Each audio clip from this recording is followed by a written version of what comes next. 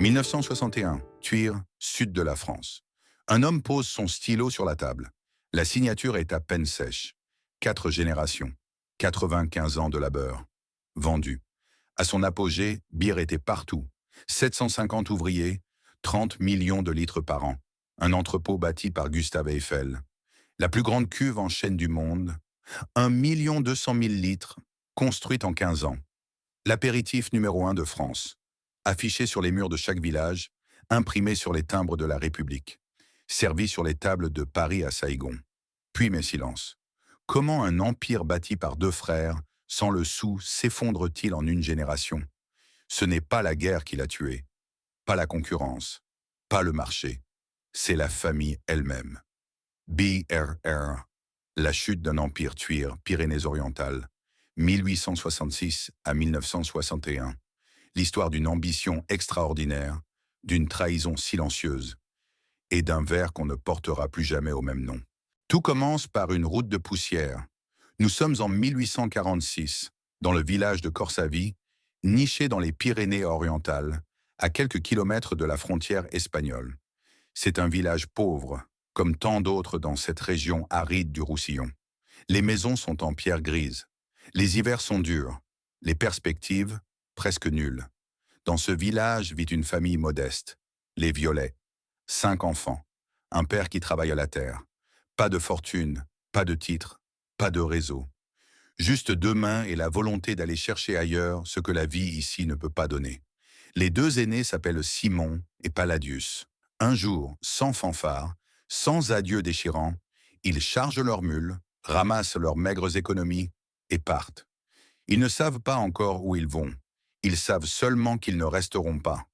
Pendant des années, ils sillonnent le Roussillon à pied et à dos de mule. Ils vendent ce qu'ils trouvent, des tissus, des merceries, du vin de table. Ils dorment chez l'habitant, mangent ce qu'on leur offre, apprennent à parler à tout le monde, aux paysans, aux curés, aux commerçants.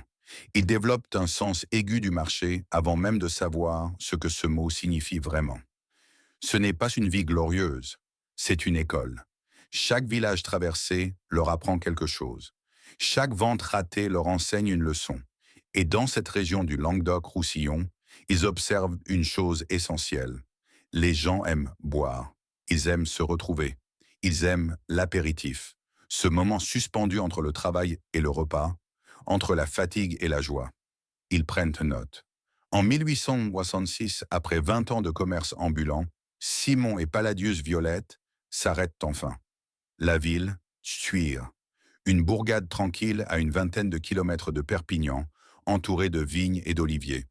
Ils y louent une boutique, y installent leurs marchandises habituelles, tissus, épices, vins. Et pour la première fois de leur vie, ils ont une adresse fixe. Mais Simon ne s'arrête pas là. Ce qui l'obsède depuis des années, c'est une idée, une formule. Il a observé les vins médicinaux que les pharmaciens de la région vendent aux malades. Il a goûté les préparations à base de quinquina, l'écorce d'un arbre d'Amérique du Sud réputé contre le paludisme et les fièvres. Il sait que ces préparations se vendent de bien. Il sait aussi qu'elles ont mauvais goût. Et si on pouvait créer quelque chose qui soigne et qui se boit avec plaisir? Dans l'arrière-boutique de Thuir, pendant que Palladius tient le commerce, Simon expérimente. Il mélange des vins généreux du Roussillon, des vins puissants, chargés de soleil. Il y ajoute de la mistelle, ce jus de raisin non fermenté qui apporte de la douceur. Puis vient le quinquina, amer, tonique, puissant. Et enfin 10 plantes aromatiques soigneusement sélectionnées, dont il gardera la liste secrète jusqu'à sa mort. Le résultat est surprenant. Ce n'est pas un médicament. Ce n'est pas vraiment un vin. C'est quelque chose d'entièrement nouveau. Une boisson qui a le goût du plaisir et la réputation du remède. Simon le baptise sobrement. Vin tonique et hygiénique au quinquina. Quant au nom Beer, personne ne sait vraiment d'où il vient. Certains disent que c'est une déformation phonétique du mot bière en catalan. D'autres, que Simon l'a inventé de toutes pièces pour que ce soit court, frappant, mémorable. La vérité est perdue avec lui. Mais ce nom étrange, imprononçable pour les Anglais et les Allemands, impossible à oublier pour les Français, ce nom va résonner pendant un siècle. Les premières livraisons sont modestes. Simon lui-même charge sa mule et porte ses bouteilles chez les pharmaciens, les épiciers et les cafés des environs. Il présente son produit comme un tonique, un reconstituant, une protection contre les microbes et les fièvres. Dans une époque où la médecine moderne balbutie encore, où l'on se méfie de l'eau des puits et où l'on croit aux vertus du vin comme rempart contre la maladie, l'argument fait mouche. Les gens essaient, puis ils reviennent, non pas parce qu'ils se sentent guéris, mais parce que c'est bon. Le bouche à oreille fait le reste. De pharmacie en café, de café en marché, de marché en table de famille. Beer commence à circuler, lentement d'abord, comme une rumeur, puis de plus en plus vite, comme une évidence. À la fin des années 1870, la petite boutique de Thuir ne suffit plus. Simon veut grandir, il veut construire. Il voit dans son esprit une usine, des cuves, des trains, une marque connue dans toute la France. Palladius, lui, hésite. Il est prudent, pragmatique, attaché à ce qui existe déjà. C'est la première fissure entre les deux frères. Discrète, presque invisible, mais elle est là. Et dans l'histoire de Beer, les fissures ont toujours fini par tout emporter. Le succès a ses ennemis, et en 1873, les ennemis de Beer portent des blouses blanches. L'Ordre des pharmaciens de Montpellier observe depuis quelques années la progression de ce vin tonique au quinquina que deux marchands de tissus fabriquent dans leur arrière-boutique de Thuir. Au début, ils sourient, un petit commerce local sans danger. Puis les ventes augmentent. Puis les bouteilles traversent les frontières du département. Puis les journaux en parlent. Les pharmaciens cessent de sourire. Leur argument est simple et juridiquement solide. Le quinquina est un produit pharmaceutique. Le vendre sans diplôme, sans officine, sans contrôle médical, c'est de la concurrence déloyale. C'est mettre en danger la santé publique. C'est, selon eux, illégal. Ils attaquent les frères Violet en justice. Le procès est un moment charnière. D'un côté, deux anciens colporteurs sans formation médicale qui vendent leur breuvage à la criée dans les cafés et les épiceries. De l'autre, l'institution pharmaceutique de Montpellier, avec ses avocats, ses titres, son autorité. Le verdict tombe. Les frères Violet n'ont plus le droit d'utiliser le mot « quinquina » sur leurs étiquettes. Ils ne peuvent plus vendre bière comme un médicament. Ils ne peuvent plus invoquer ses vertus thérapeutiques dans leur publicité. Pour beaucoup, c'est une condamnation à mort. Pour Simon Violette, c'est une opportunité.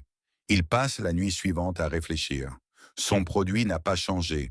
La formule est intacte. Le goût est le même. Seule la façon de le présenter doit évoluer. Et Simon comprend quelque chose que les pharmaciens n'ont pas vu venir. Les gens n'achètent pas bière parce qu'il guérit. Ils l'achètent parce qu'il est bon, parce qu'il crée un moment, parce qu'il rassemble. Il suffit de le dire autrement. Le lendemain, Simon dépose officiellement la marque Beer. 1873, acte fondateur.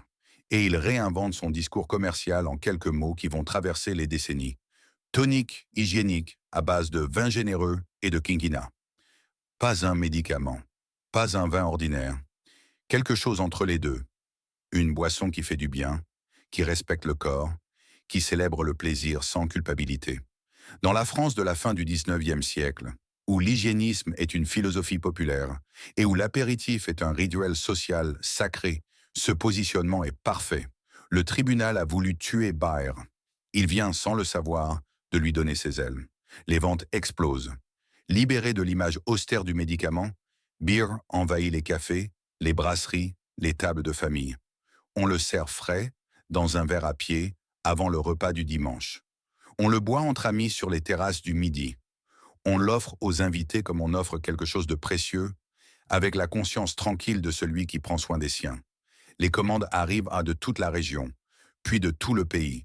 Simon embauche, il agrandit, il achète des cuves supplémentaires.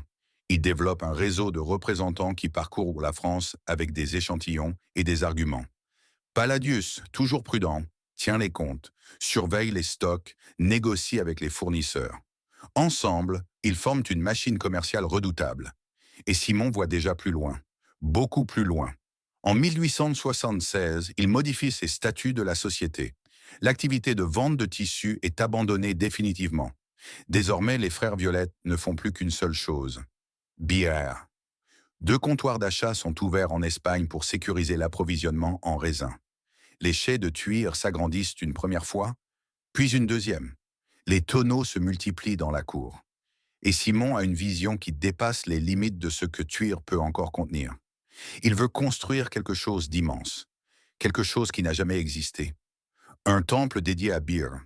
Non pas une usine banale, mais un monument industriel qui dira au monde entier ce que deux frères sans le sou ont réussi à bâtir depuis une arrière-boutique de village. Il commence à dessiner des plans. Il commence à chercher des ingénieurs.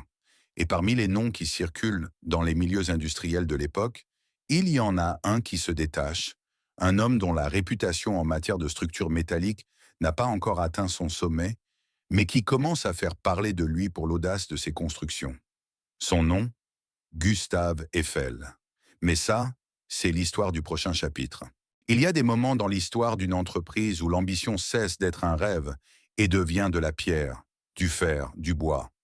Pour Beer, ce moment arrive en 1892. Simon Violet est mort un an plus tôt, en 1891, sans voir l'achèvement de ce qu'il avait imaginé. Mais avant de partir, il avait tout planifié, tout ordonné, tout voulu. Et c'est son fils Lambert qui prend le relais, avec la même vision, la même obstination et une énergie qui va transformer un village du Roussillon en capitale mondiale de l'apéritif. Ce que Lambert inaugure en 1892, ce n'est pas une usine, c'est une cathédrale. Les chais de Thuir s'étendent sur 7 hectares. 7 hectares de pierre, de métal et de chêne, au cœur d'une ville qui compte à peine quelques milliers d'habitants. Les bâtiments s'enchaînent les uns aux autres, comme les nefs d'une église industrielle, hauts plafonds, verrières, coursives en fer forgé.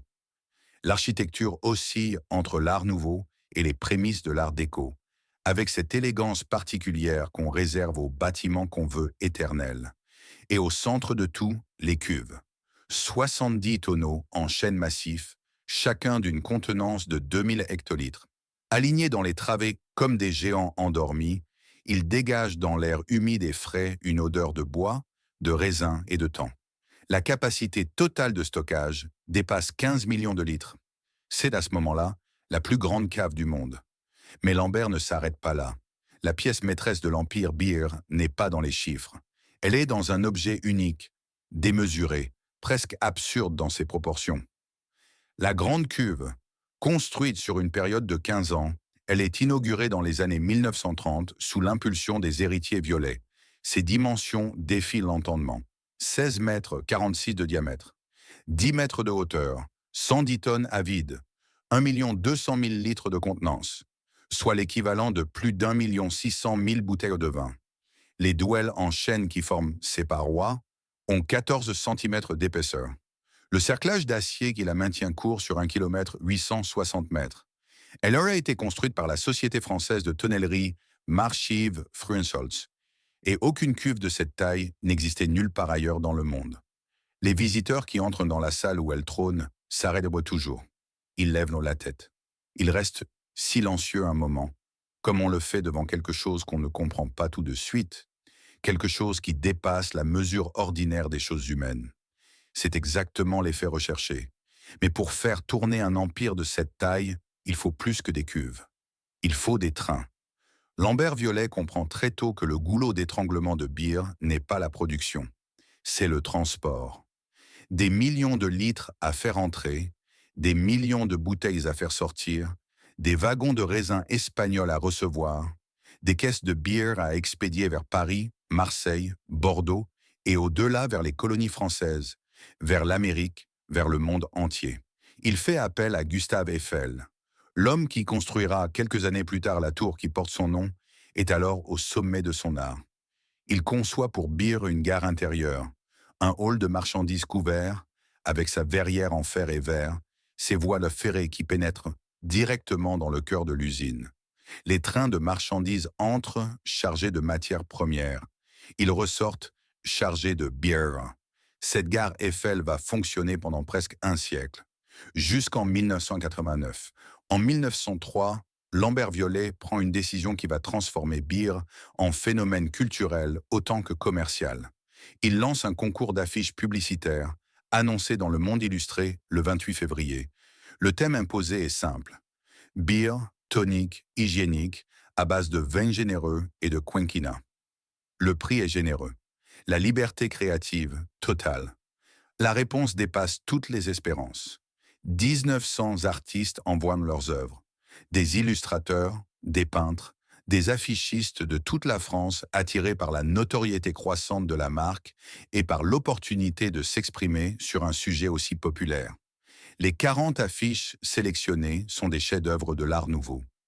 Femmes élégantes, couleurs saturées, typographie audacieuse, scènes de convivialité qui capturent l'esprit d'une époque. Ces affiches sont placardées dans toute la France, dans les gares, les cafés, les devantures de magasins. Sur les murs extérieurs des maisons de village, peintes directement à même la pierre en lettres majuscules d'un rouge profond. Certaines de ces peintures murales existent encore aujourd'hui, fantômes d'un empire, témoins muets d'une gloire révolue. En 1910, les chiffres parlent d'eux-mêmes. 750 employés travaillent sur le site de Thuir. L'usine tourne 7 jours sur 7, les cuves ne désemplissent pas, les trains entrent et sortent sans interruption.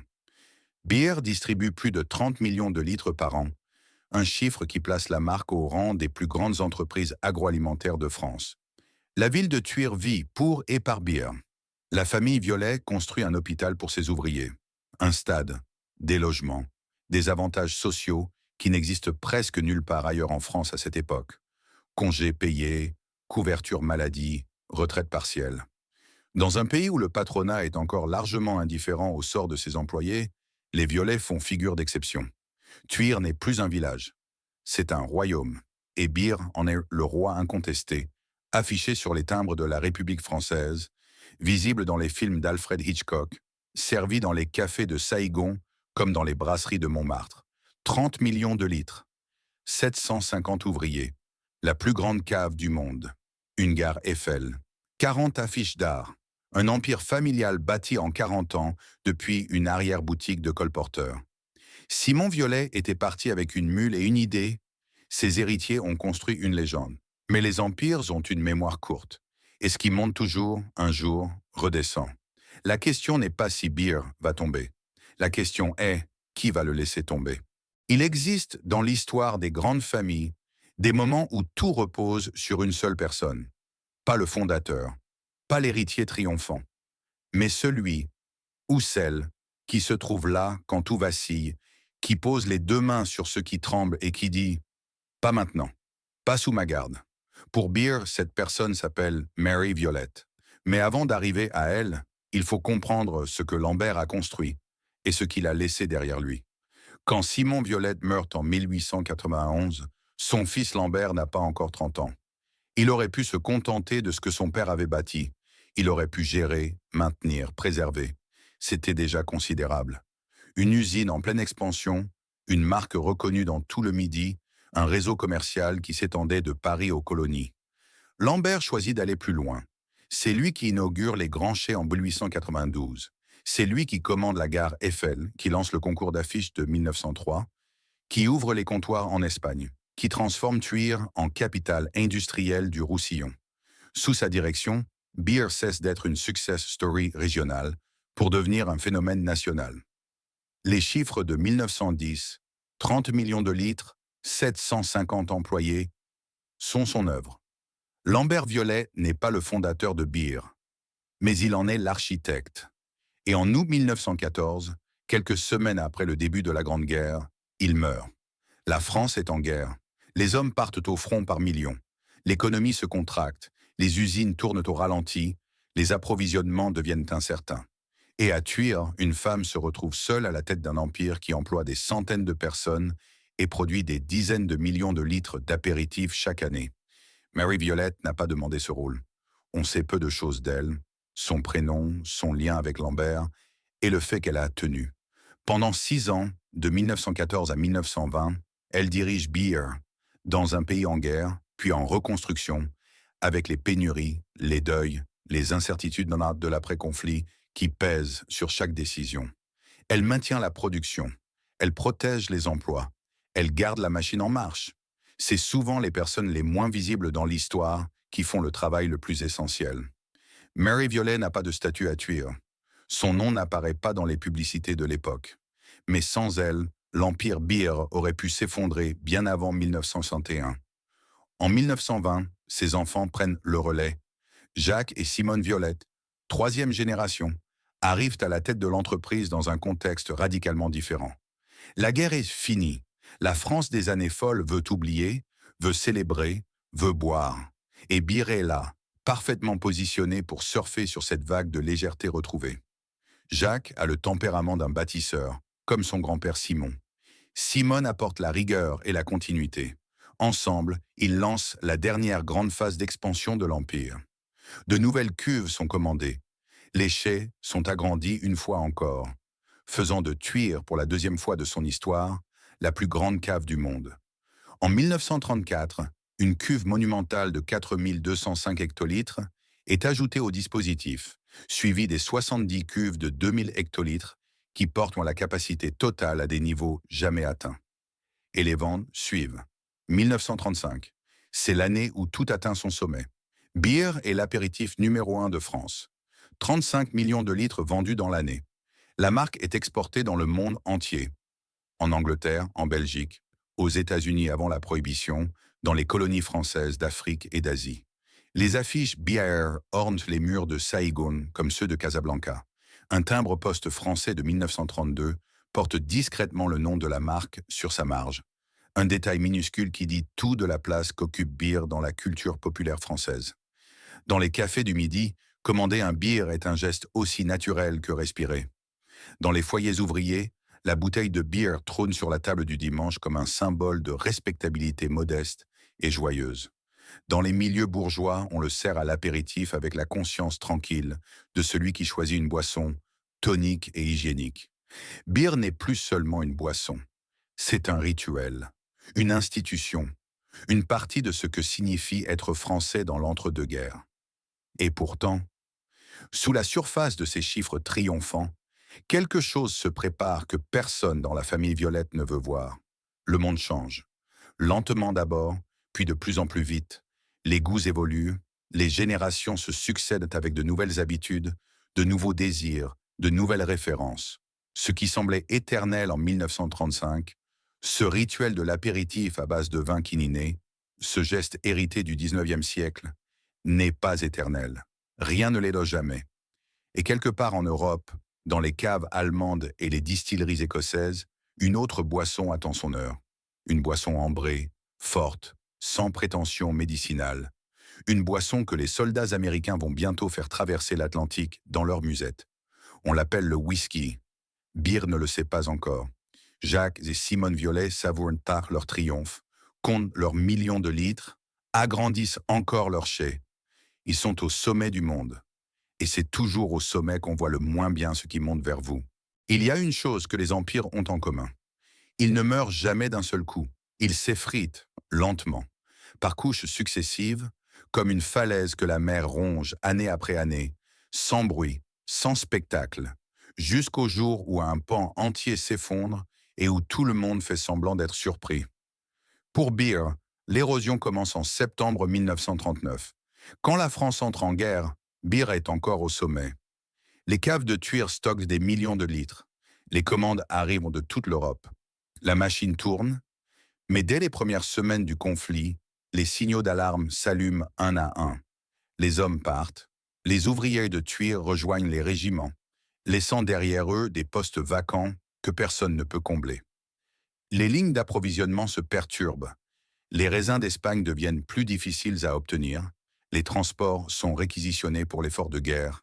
Les exportations s'effondrent. Puis en juin 1940, la France capitule. L'occupation change tout. Sous le régime de Vichy, les ressources sont rationalisées, les matières premières contrôlées, les échanges commerciaux réduits à leur minimum vital. Beer continue de produire, l'usine ne ferme pas, les cuves ne se vident pas complètement, mais à un rythme bien inférieur à celui des années triomphantes. 35 millions de litres en 1935. La moitié, peut-être moins, pendant les années de guerre. Et ce n'est pas seulement une question de chiffres. Ce qui se perd pendant la guerre, ce n'est pas que du volume. C'est un mode de vie.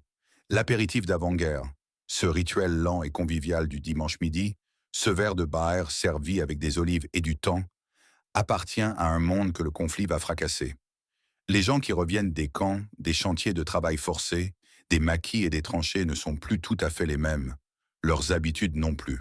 Et parmi les soldats qui libèrent la France à partir de 1944, des centaines de milliers d'Américains arrivent avec leurs rations, leurs cigarettes, leur jazz et leurs bouteilles de whisky. Le whisky entre en France comme une évidence. Il est fort, simple, sans prétention historique. Il n'a pas besoin d'être tonique et hygiénique. Il n'a pas besoin de justification médicale ni de tradition régionale. Il se boit sec, sur glace, à n'importe quelle heure, dans n'importe quel contexte. Il correspond à quelque chose de nouveau dans l'air du temps, une modernité un peu brutale, une rupture avec les rituels d'avant. Les vins apéritifs quinquinés, eux, sentent le 19e siècle. Bière sent le 19e siècle. Dans les années 1950, la mutation s'accélère. Les 30 glorieuses commencent. La France se reconstruit à toute vitesse. Les villes poussent, les usines tournent, les salaires augmentent. Une nouvelle classe moyenne émerge, avec de nouvelles aspirations, de nouveaux codes sociaux. Elle veut être moderne. Elle veut ressembler à ce qu'elle voit au cinéma américain. Les voitures, les frigidaires, les costumes, les cocktails. Le martini progresse, le Cinzano progresse, le whisky explose. Et pendant ce temps, dans les chais de Thuir, les cuves de bière commencent à se remplir plus lentement qu'elles ne se vident. Les ventes ne s'effondrent pas d'un coup, elles glissent. 1% par an, peut-être 2, presque imperceptible d'une année sur l'autre. Mais sur 10 ans, la tendance est claire pour qui veut bien regarder les chiffres sans les maquiller. Jacques et Simone Violette regardent les chiffres et ils se disputent sur ce qu'ils voient. C'est ici que la blessure interne s'ouvre vraiment. La question est simple en apparence. Que faire? Faut-il moderniser Bayer, changer le packaging, rajeunir la communication, adapter la formule pour séduire les nouvelles générations? Ou faut-il rester fidèle à ce qui a fait le succès de la marque, la recette originale, le positionnement tonique et hygiénique, l'image d'authenticité et de tradition? Ce débat, des milliers d'entreprises familiales l'ont vécu avant et après Beer. Il n'a pas de bonne réponse universelle, mais il a une mauvaise issue garantie, ne pas trancher. C'est exactement ce qui se passe à Thuir. D'un côté, ceux qui veulent changer, de l'autre, ceux qui veulent préserver. Entre les deux, une famille qui a trop de fierté pour admettre qu'elle ne sait pas quoi faire et trop d'histoires communes pour se parler franchement. Les réunions deviennent tendues, les décisions tardent, les années passent. Pendant que Beer hésite, le whisky ne s'arrête pas. Pendant que la famille Violette se dispute en cercle fermé, Martini et Cinzano lancent des campagnes publicitaires agressives, séduisent les jeunes consommateurs, modernisent leur image. Et les vins doux naturels, Banyuls, Muscat de Frontignan, Rivesaltes, bénéficient d'avantages fiscaux que Beer n'a pas et grignotent encore un peu plus de parts de marché. À la fin des années 1950, la situation est grave. Les chiffres ne mentent plus. Les ventes de Bayer sont tombées à une fraction de ce qu'elles étaient en 1935. L'usine tourne encore. Les cuves sont là, les ouvriers sont là. La gare Eiffel envoie encore quelques convois. Mais le souffle qui animait tout cela s'est raréfié. Thuir sent quelque chose que personne ne veut nommer. Le déclin. Dans les couloirs de la famille Violet, les conversations se font plus rares et plus lourdes. Les regards s'évitent. Les comptes sont de plus en plus difficiles à présenter sans malaise. Et la question qui n'ose pas encore se formuler commence pourtant à hanter chaque réunion, chaque repas de famille, chaque nuit d'insomnie. Jusqu'à quand? Ce que personne ne dit encore à voix haute, tout le monde le pense déjà. L'Empire est en train de mourir. Et la famille qui l'a bâti n'a pas su, ou pas voulu, lui donner une raison de survivre à la modernité. Il reste une dernière décision à prendre, la pire de toutes. Il existe un moment précis dans la vie de chaque grande entreprise familiale où l'inévitable devient réel. Ce n'est jamais le moment où les ventes commencent à baisser. Ce n'est pas le moment où les concurrents prennent de l'avance. Ce n'est même pas le moment où les comptes virent au rouge. C'est le moment où les membres de la famille s'assoient autour d'une table et ne se regardent plus dans les yeux. Pour les Violets, ce moment arrive au tournant des années 1960. Pour comprendre ce qui se passe à Thuir à cette époque, Il faut comprendre ce qu'est une entreprise familiale après 3 générations. Au début, il y a une vision partagée, celle de Simon et Palladius, deux frères qui n'avaient rien et qui voulaient un peu tout construire. Cette vision commune est une force extraordinaire. Elle soude, elle oriente, elle donne du sens à chaque sacrifice. Puis vient la 2e génération. Lambert et Murray. Ils héritent de la vision, ils en comprennent la valeur, ils la portent avec respect. Mais déjà, la vision n'est plus tout à fait la leur. C'est celle de leurs parents, qu'ils perpétuent avec fidélité, mais sans l'étincelle originelle. Puis vient la 3e génération. Jacques et Simone, puis leurs enfants. À ce stade, la vision fondatrice est devenue une légende familiale, quelque chose qu'on raconte lors des repas de fête, qu'on invoque dans les discours, mais qui ne guide plus vraiment les décisions quotidiennes. Ce qui guide les décisions, c'est quelque chose de beaucoup plus complexe et de beaucoup plus humain. Les égos, les rancœurs accumulées, les héritages inégaux, les ambitions personnelles, les vieilles disputes jamais résolues. La famille Violet n'échappe pas à cette loi. Les détails précis des dissensions internes ne sont pas tous connus. Les familles qui se déchirent le font rarement en public. Elles gardent les mots durs dans les pièces fermées, les accusations dans les lettres jamais envoyées, les larmes dans les chambres d'hôtel après les réunions qui ont mal tourné. Ce qu'on sait, c'est ceci. À la fin des années 1950, la famille Violet est profondément divisée sur l'avenir de Beer. Certains veulent de vendre pour récupérer ce qui peut encore l'être avant que la situation ne se dégrade davantage. D'autres refusent catégoriquement. Vendre Beer, c'est trahir Simon, c'est trahir Lambert, c'est effacer 4 générations de labeur et de sacrifice. Et entre ces deux camps, il y a tout ce que les familles accumulent en 3 générations de vie commune. Des jalousies d'enfance jamais oubliées, des parts d'héritage perçues comme injustes, des décisions passées qu'on se reproche mutuellement, des personnalités qui ne s'entendent plus depuis longtemps, mais qui sont condamnées à partager le même nom et la même table de conseil. L'entreprise ne meurt pas parce que le marché l'a abandonnée, elle meurt parce que la famille n'arrive plus à se mettre d'accord pour la sauver. 1960. Dernière année sous contrôle exclusif des Violets. L'usine tourne encore. Les ouvriers sont à leur poste. Les cuves contiennent toujours des millions de litres de bière. La gare Eiffel expédie encore des convois vers le reste de la France. Mais dans les bureaux de direction, l'atmosphère est irrespirable. Les réunions se terminent sans décision. Les avocats sont convoqués. Les notaires entrent dans la danse. On parle de valorisation, de part sociale, de cession, de conditions. Des mots froids et précis qui remplacent les mots simples qu'une famille devrait être capable de se dire. Jacques Violet, qui a porté l'entreprise pendant des décennies, sait ce qui arrive. Il le voit dans les chiffres, il le sent dans les conversations, il le lit dans les regards de ceux qui l'entourent.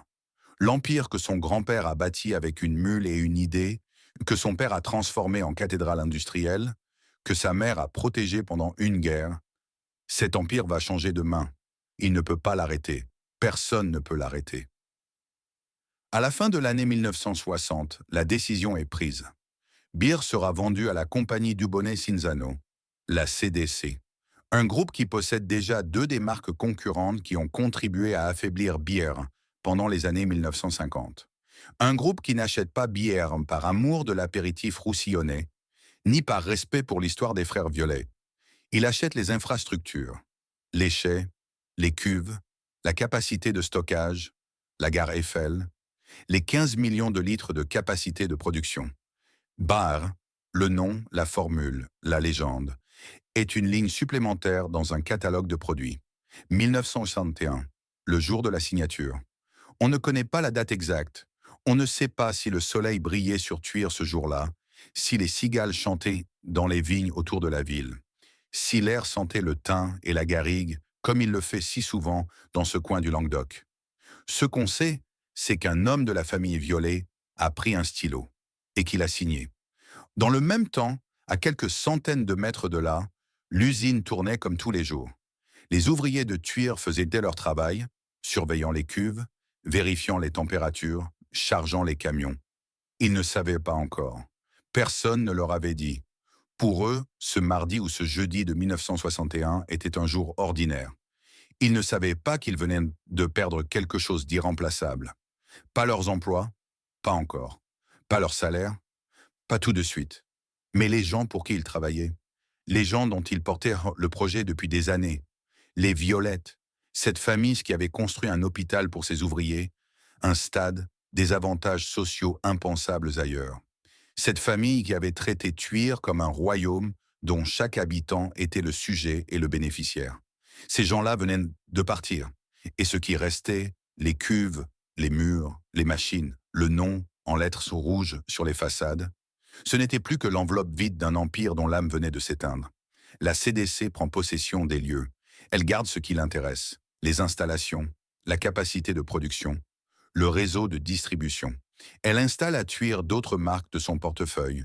Dubonnet, ambassadeur. L'usine des Violets devient une usine parmi d'autres. Un outil de production interchangeable dans la logique froide d'un groupe industriel. Beer continue d'être fabriqué. La formule est de respecter le vin du Roussillon, la Mistelle, le Quinquina, les 10 plantes aromatiques que Simon Violet avait sélectionnées dans son arrière-boutique un siècle plus tôt. Mais quelque chose a changé que les litres et les pourcentages ne peuvent pas mesurer. L'âme, c'est toujours la chose la plus légère, et c'est toujours la première à partir. Dans les années qui suivent, les enfants de Jacques Violet s'éparpillent. Certains restent dans la région, d'autres partent, et parmi eux, un homme du nom de Claude Violet, petit-fils de Jacques, prend une décision radicale qui dit tout de ce que représente pour lui la perte de Beer. En 1942, Claude Violet et sa femme Igne vendent donc leur vignoble français. Ils traversent l'Atlantique, ils s'installent dans la vallée du Fraser, en Colombie-Britannique, au Canada. Une région alors presque vierge de toute tradition viticole. Ils y plantent les premières vignes. Ils y fondent ce qui deviendra l'un des premiers domaines viticoles de la vallée. La famille Violette repart de zéro, comme Simon et Palladius 120 ans plus tôt, avec leurs mules et leurs idées.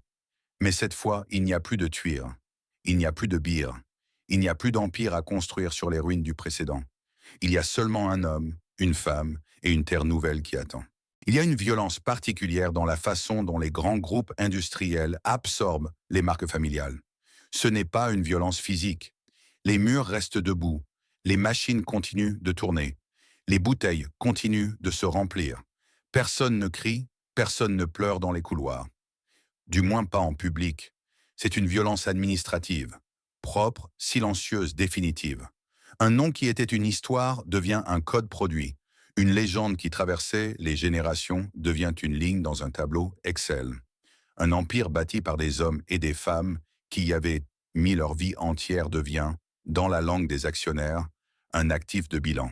C'est ce qui arrive à Beer après 1961. La compagnie Dubonnet-Cinzano gère Tuire avec l'efficacité froide d'un propriétaire qui n'a pas de sentiment pour ce qu'il possède. Les installations sont bonnes, les chais, les cuves, la gare Eiffel, la capacité de stockage. On les utilise. On y fabrique Beer, certes, mais on y installe aussi Dubonnet, Ambassadeur, d'autres marques du portefeuille CDC. L'usine des Violets devient une plateforme de production mutualisée, rationalisée, optimisée. Les ouvriers de Tuire s'adaptent. Ils n'ont pas le choix. Certains d'entre eux ont passé toute leur vie professionnelle à ne faire que du bar, à surveiller la fermentation, à contrôler les assemblages, à veiller sur les cuves comme on veille sur quelque chose de vivant. Maintenant, ils font aussi du Dubonnet, aussi de l'ambassadeur. La fierté particulière d'appartenir à la maison Beer, cette identité qui avait nourri des générations de familles à Tuire, se dilue progressivement dans la grisaille d'un groupe anonyme. Mais le pire est encore à venir. En 1976, la CDC est absorbée à son tour. Le acquéreur s'appelle Pernod Ricard, un groupe qui est en train de construire, à coup d'acquisitions successives, ce qui deviendra l'un des empires mondiaux des spiritueux et des vins. Pour Pernod Ricard, Beer est une prise parmi d'autres. Une marque française historique avec une belle image de patrimoine, des installations solides à Tuire et un potentiel de valorisation si on sait bien la positionner. Beer devient officiellement une propriété de Pernod Ricard, la 3e transaction en 15 ans. Chaque fois un peu plus loin des mains de ceux qui l'avaient créé. À Tuire, la vie continue, mais différemment. L'usine produit toujours, les cuves sont toujours là. La grande cuve d'1 200 000 litres trône toujours dans son hall comme un monument à une époque révolue. Mais autour d'elle, le monde a changé. Les années 1970 puis 1980 voient l'usine s'étendre encore, non pas pour Beer, mais pour d'autres marques du groupe Pernod Ricard. Suze arrive à Thuir, Soho aussi. Les laboratoires s'agrandissent. Les lignes de production se modernisent. Et en 1989, un événement discret passe presque inaperçu dans la presse régionale. La gare Eiffel cesse de fonctionner. Le dernier train de marchandises sort des halls couverts que Gustave Eiffel avait conçus pour les Violets un siècle plus tôt. Les voies sont déconnectées du réseau ferroviaire. Les quais de chargement sont fermés. Le hall, cette verrière de fer et de verre qui avait avalé des millions de caisses de bière pendant près de 100 ans, devient silencieux. On ne réalise pas toujours, sur le moment, ce que représente la fin d'une chose. La gare à Eiffel était le symbole vivant de l'ambition de Lambert Violette, de cette vision démesurée qui avait conduit à commander une infrastructure ferroviaire privée au génie du fer lui-même. Quand les trains s'arrêtent, c'est le dernier geste concret de cette ambition qui disparaît. Thuir garde le bâtiment. Thuir perd l'âme de ce qu'il représentait. Dans la ville, les effets se font sentir progressivement. Thuir n'est plus le royaume que les Violets avaient rebâti. L'hôpital que la famille avait construit pour ses ouvriers existe encore, mais il n'appartient plus à l'entreprise depuis longtemps. Le stade aussi. Ces gestes paternalistes, qu'on peut critiquer dans leur forme, mais qu'on ne peut pas nier dans leur réalité, avaient créé un lien particulier entre l'usine et la ville. Ce lien s'est effiloché. Les effectifs ont diminué. Non pas brutalement. Pernod Ricard ne ferme pas Thuir, ne licencie pas en masse, mais progressivement, par le jeu des départs non remplacés, des rationalisations silencieuses, des réorganisations qui déplacent les centres de décision loin de la ville. Thuir reste une ville, mais elle n'est plus une capitale. En 2013, une nouvelle étape est franchie. Pernod Ricard installe à Thuir une distillerie d'absinthe, la distillerie Henri-Louis Pernod. Un nouvel alambic est posé dans les caves historiques. Une nouvelle production commence, qui n'a rien à voir avec l'apéritif quinquiné des frères Violets. C'est la logique du groupe qui parle. Thuir est un site de production performant, avec des infrastructures remarquables et une histoire qui peut servir de décor touristique. On l'utilise au maximum. Beer est toujours là, fabriqué selon la formule originale. Le vin du Roussillon, la Mistelle, le quinquina, les 10 plantes aromatiques. Pernod Ricard a eu l'intelligence de ne pas toucher à la recette. Mais Beer partage maintenant ses murs avec Dubonnet, Suze, Ambassadeur, Soho et l'absinthe Pernod. Il est l'un parmi plusieurs. Le premier de la classe devenu un élève ordinaire dans une école qui a changé de directeur 3 fois. Ce qu'il reste de Beer en ce début de XXIe siècle, c'est une silhouette. Sur les murs des villages du Languedoc-Roussillon, les lettres rouges peintes directement dans la pierre continuent de résister aux intempéries et au temps. BRRH, en majuscule, visible depuis la route, depuis les champs, depuis les terrasses des cafés où l'on ne sert plus vraiment de bière, mais où son nom veille encore comme un fantôme bienveillant. Les linguistes et les historiens de la publicité appellent ça des ghost signs, des enseignes fantômes, des traces d'un commerce disparu ou transformé que personne n'a effacé parce que personne n'a trouvé de raison suffisante de le faire. Beer est devenu son propre fantôme, présent partout dans le paysage, presque nulle part dans les vers, et quelque part dans cette contradiction entre l'omniprésence visuelle d'une marque et sa quasi-disparition de la culture quotidienne, se trouve le résumé parfait de ce qu'est devenu l'Empire des Frères Violets, un souvenir qui refuse de mourir complètement. Une légende sans héritier pour la porter, un nom sur un mur que le soleil du midi éclaire chaque matin et que personne, ou presque, ne regarde plus vraiment. Il y a une heure particulière à Thuir. C'est le milieu de la matinée, quand le soleil commence à chauffer les pierres et que l'air sent encore la fraîcheur de la nuit. Les touristes arrivent en petits groupes devant le portail des caves bières. Des familles, des couples, des retraités qui ont lu quelque chose quelque part et qui sont curieux de voir.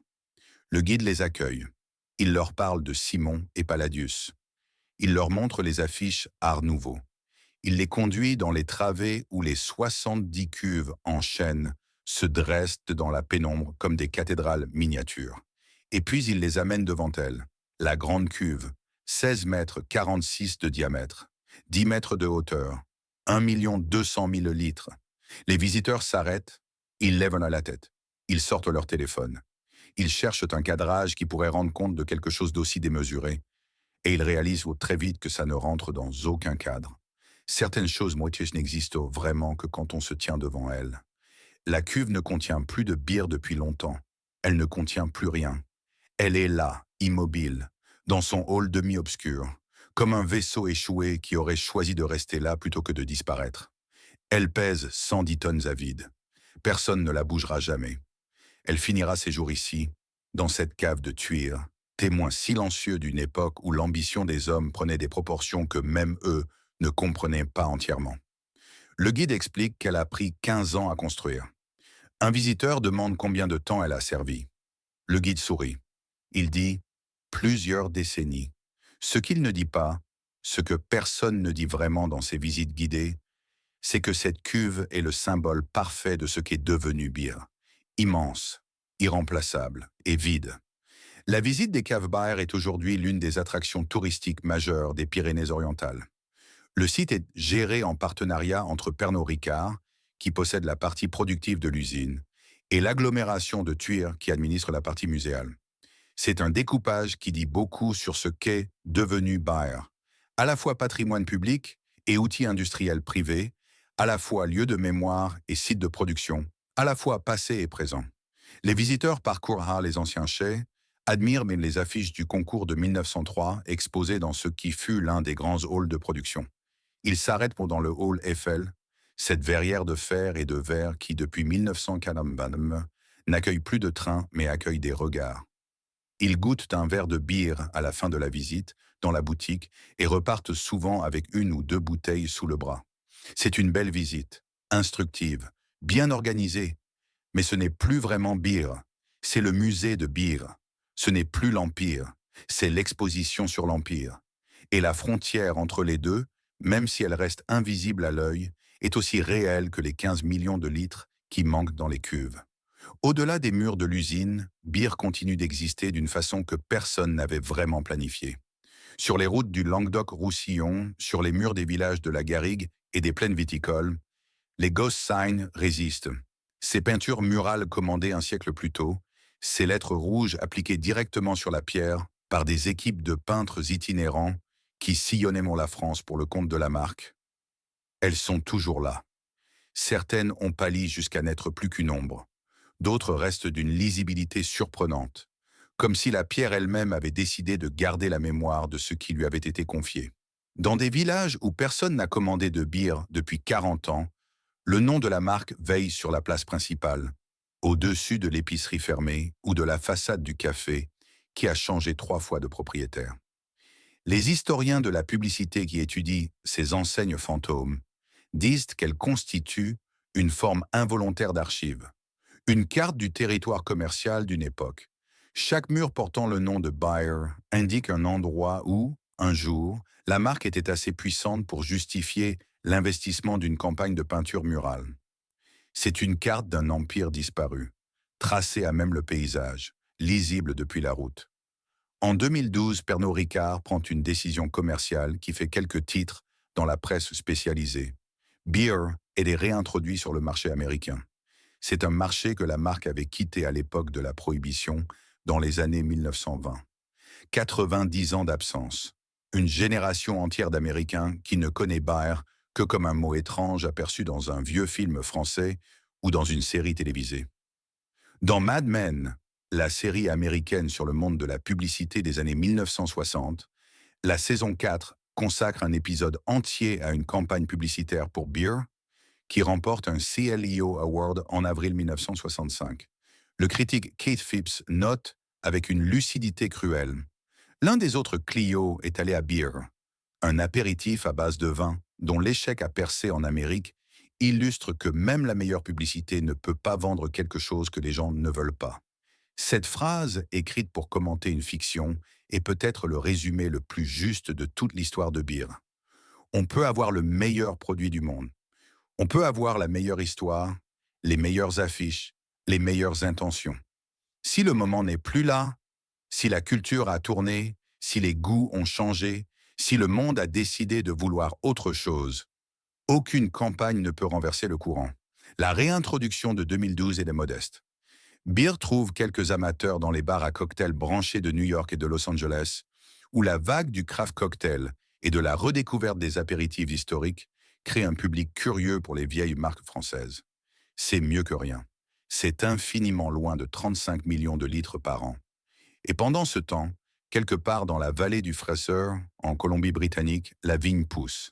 Claude Violet, le petit-fils de Jacques, l'arrière-arrière-petit-fils de Simon, a planté ses premières vignes en 1982 dans cette région du Canada où personne ne faisait encore de vin. Ce domaine qu'il a fondé avec sa femme Inge est devenu l'un des premiers établissements viticoles de la vallée du Fraser. Une nouvelle page écrite sur une nouvelle terre, avec le même sang et la même obstination que ceux qui avaient tout commencé à tuire 116 ans plus tôt. La famille Violette fait toujours du vin, juste pas à tuire, juste pas sous le nom de bière, juste pas avec la mule et l'arrière-boutique, mais avec quelque chose qui y ressemble, au fond. Deux mains, une idée et la conviction que la terre donne quelque chose qu'il vaut la peine de partager. À Thuir, quand la visite se termine, le guide raccompagne les visiteurs vers la sortie. Ils passent devant la gare Eiffel. Certains s'arrêtent pour photographier la verrière. D'autres regardent les rails encore visibles dans le sol. Ces voies qui menaient autrefois directement au cœur de l'Empire et qui mènent maintenant nulle part, doucement recouvertes par les années et par l'herbe qui pousse entre les traverses. La dernière chose qu'ils voient avant de sortir, c'est souvent le mur extérieur de l'usine. Et sur ce mur, en lettres rouges que le temps n'a pas tout à fait effacées, B.E.R.N. Juste le nom, sans explication, sans slogan, sans la promesse d'être tonique et hygiénique. Juste un nom, sur une pierre, dans une ville du Roussillon, où le soleil brille 300 jours par an. Et ce nom, pour ceux qui savent ce qu'il a contenu, 35 millions de litres, 750 ouvriers, 4 générations, une mule et une idée, ce nom résonne encore, comme un écho, comme une question sans réponse, comme quelque chose qui refuse obstinément de finir. Il est facile, quand on regarde l'histoire de Beer depuis aujourd'hui, de pointer les erreurs, de dire « ils auraient dû s'adapter plus tôt ». Ils auraient dû moderniser leur image dans les années 1950. Ils auraient dû résoudre leurs conflits familiaux avant qu'ils ne deviennent irréparables. Ils auraient dû voir venir le whisky, voir venir Martini, voir venir le monde nouveau qui se construisait sur les décombres de la guerre. C'est facile. C'est aussi injuste. Parce que les Violettes n'étaient pas des aveugles. Ils n'étaient pas des incompétents. Ils étaient des hommes et des femmes ordinaires, pris dans des circonstances extraordinaires, qui ont fait ce que font la plupart des gens face à l'inévitable. Ils ont espéré que ça passerait. Ça ne passe jamais. Mais leur histoire, précisément parce qu'elle est si humaine, contient des leçons qui dépassent largement les caves de Thuir et les bouteilles de Quinquina. Beer a survécu à des choses qui auraient dû le tuer. Il a survécu à la Première Guerre mondiale. Quand les hommes partaient et que les femmes tenaient à l'usine, il a survécu à la Grande Dépression, quand l'argent manquait et que les gens cherchaient des plaisirs accessibles. Il a survécu à l'occupation, quand les ressources étaient dérationnées et les échanges commerciaux paralysés. À chaque fois, l'Empire s'est relevé. Ce que Beer n'a pas survécu, c'est sa propre famille. Les Violettes n'ont pas été battus par Martini. Ils n'ont pas été écrasés par le whisky. Ils ont été vaincus par l'incapacité de s'asseoir autour d'une table et de décider ensemble de ce que Beer devait devenir.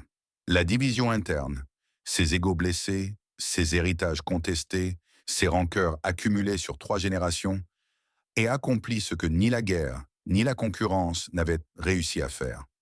C'est une leçon pour toute organisation, familiale ou non.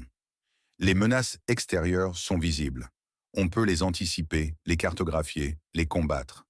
Les menaces intérieures sont invisibles jusqu'au moment où elles deviennent irréparables. Et c'est toujours de l'intérieur que les empires s'effondrent en premier. Quand la famille Violet a signé la cession en 1961, la formule de Beer était intacte. Les mêmes vins du Roussillon, la même Mistel, le même Quinquina, les mêmes 10 plantes aromatiques que Simon avait sélectionnées dans son arrière-boutique un siècle plus tôt. Rien n'avait changé dans le verre, Et pourtant, tout avait changé, parce qu'une marque n'est pas ce qu'elle contient. Une marque, c'est la relation entre ce qu'elle contient et les gens qui y croient. C'est la confiance accumulée sur des décennies. C'est l'histoire qu'on se raconte quand on ouvre une bouteille. C'est le sentiment d'appartenir à quelque chose. Une tradition, une région, une famille, une époque. Quand les Violettes sont partis, ils ont emporté tout ça avec eux. Pas la formule. La formule est restée. Mais le sens de la formule, pourquoi elle existait, qu'il avait créé, ce qu'elle représentait, ce sens-là s'est évaporé avec la signature de 1961. C'est pourquoi Pernod Ricard peut fabriquer du beer fidèle à la recette originale, et que ce beer ne sera jamais tout à fait ce qu'il était. Non pas parce que le produit est inférieur, mais parce que l'histoire qui lui donnait sa profondeur n'appartient plus à ceux qui le font. Une marque sans héritier de son âme est une maison sans habitants. Elle tient debout. Elle résiste aux intempéries. Mais quelque chose manque qu'on ne peut pas remplacer par des travaux de rénovation.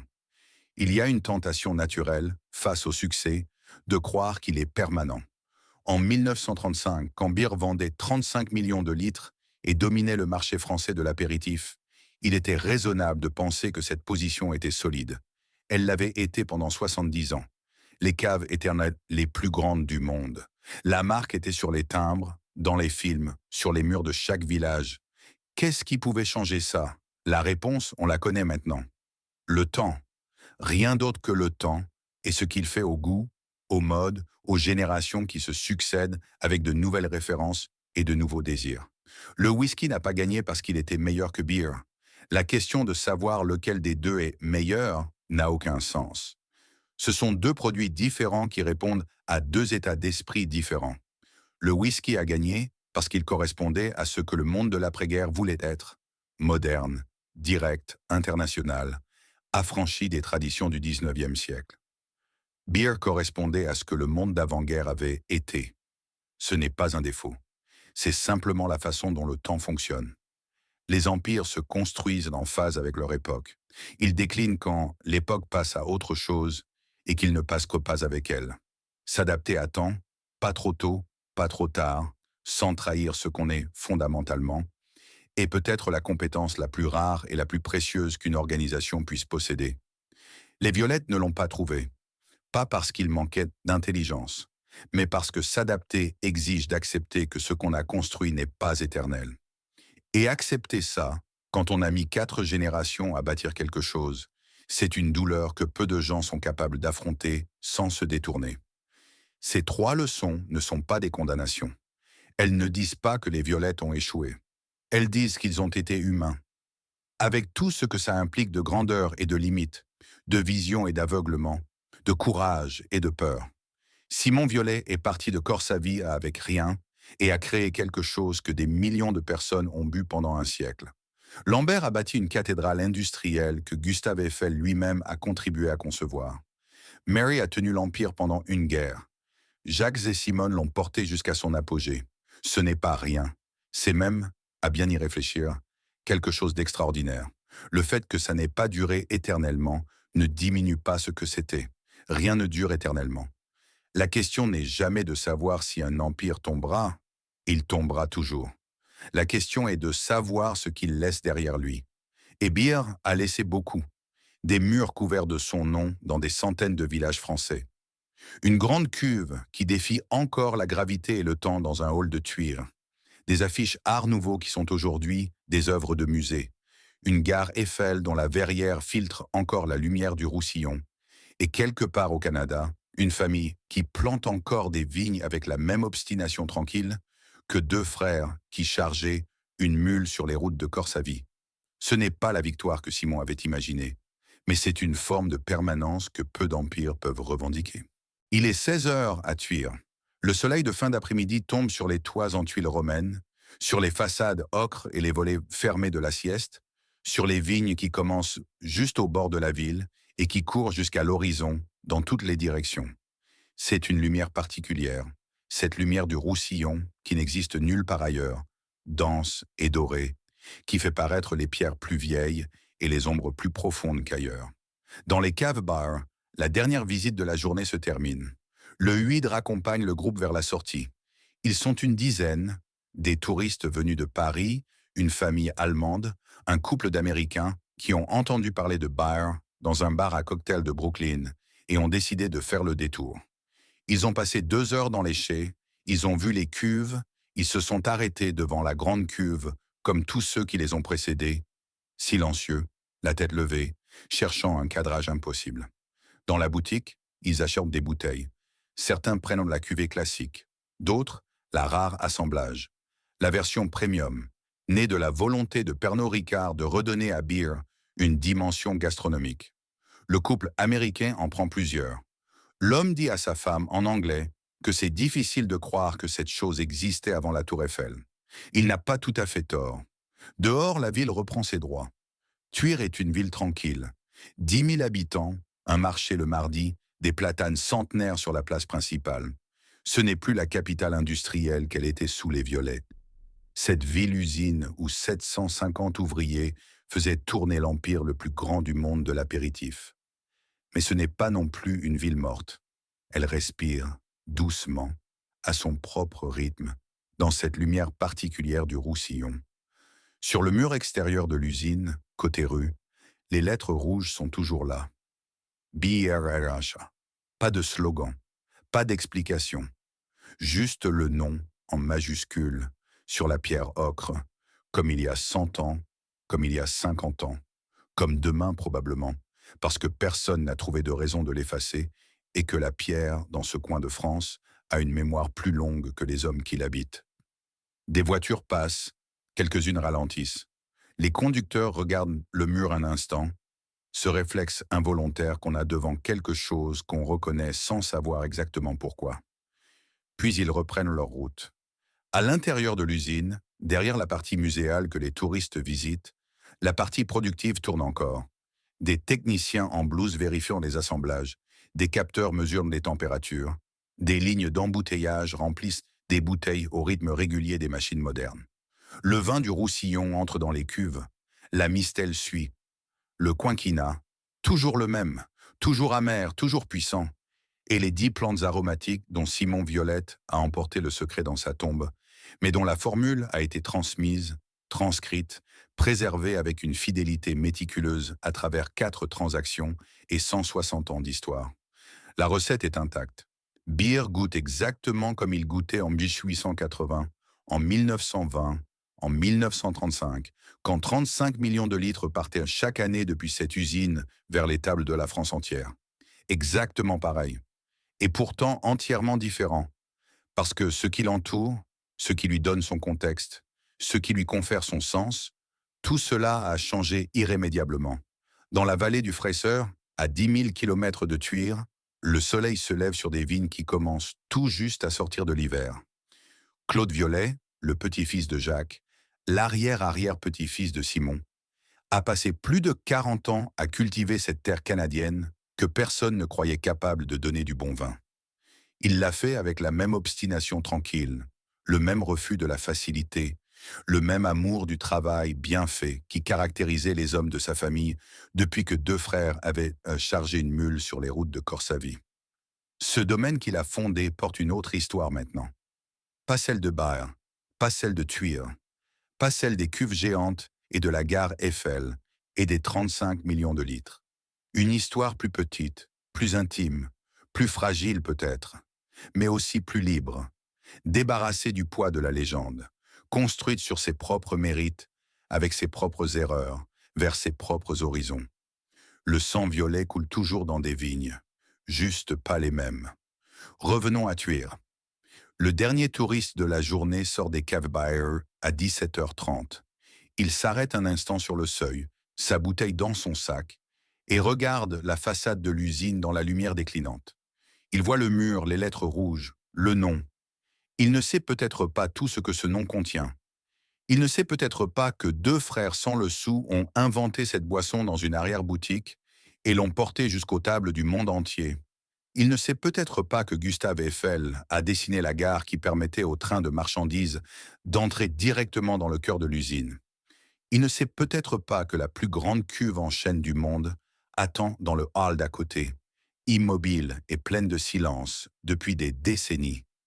Il ne sait peut-être pas qu'une famille s'est déchirée dans ses murs, que des générations de Tuiranais ont vécu et travaillé et vieilli à l'ombre de ce nom, que des affiches Art Nouveau ont transformé un apéritif en œuvre d'art, qu'un timbre-poste de 1932 porte discrètement cette marque sur sa marge. Il ne sait peut-être pas, mais il emporte une bouteille. Et ce soir, quelque part dans le Roussillon, ou à Paris, ou à Brooklyn, il va déboucher cette bouteille, verser un verre, le porter à ses lèvres, et goûter exactement ce que Simon Violette avait imaginé dans son arrière-boutique de Tuire en 1866. Ce geste minuscule et ordinaire, ce geste qui relie, sans qu'on le sache, une mule sur une route de Corsavie et un appartement du XXIe siècle. Ce geste que 35 millions de personnes faisaient chaque année en 1935 et que quelques milliers font encore aujourd'hui. Dans le hall des grandes cuves, quand les lumières s'éteignent et que les portes se ferment pour la nuit, il se passe quelque chose que personne ne voit. Le silence revient. Ce silence particulier des endroits qui ont contenu beaucoup de vie et qui en gardent l'empreinte longtemps après, comme les cathédrales après l'office, comme les salles de concert après le dernier accord, comme les cuisines de famille après que tout le monde est parti. La grande cuve est dans l'obscurité. 110 tonnes de chêne et d'acier. 1 200 000 litres de capacité, vide depuis longtemps, immobile pour toujours. Et autour d'elle, dans la pénombre, les 70 cuves plus petites qui ont contenu, bout à bout, des océans de bière, qui ont vu passer Simon et Lambert, et Mary et Jacques et Simone, qui ont absorbé dans leur bois le son des trains Eiffel, les conversations des ouvriers du matin, les disputes silencieuses de la famille, la signature de 1961, les années qui ont suivi en s'effaçant doucement. Tout ça est là, quelque part, dans le grain du chêne, dans l'épaisseur de la pierre, dans le nom rouge sur le mur extérieur que personne n'effacera, parce que personne n'en a la raison ni le courage. Beer n'est pas mort, Beer n'est plus vivant comme il l'était. Entre ces deux affirmations, il y a tout l'espace d'une histoire. Une histoire de deux frères, d'une mule, d'une idée, d'un empire, d'une famille, d'une chute, et d'un nom qui refuse obstinément de disparaître des murs du Roussillon. Une histoire qui commence par deux hommes sans le sou sur une route de poussière, et qui finit, si elle finit jamais, par un verre versé en silence, quelque part dans le monde, par quelqu'un qui ne sait pas encore ce qu'il tient entre ses mains, mais qui, au premier goût amer et doux du quinquennat, commence peut-être à le comprendre.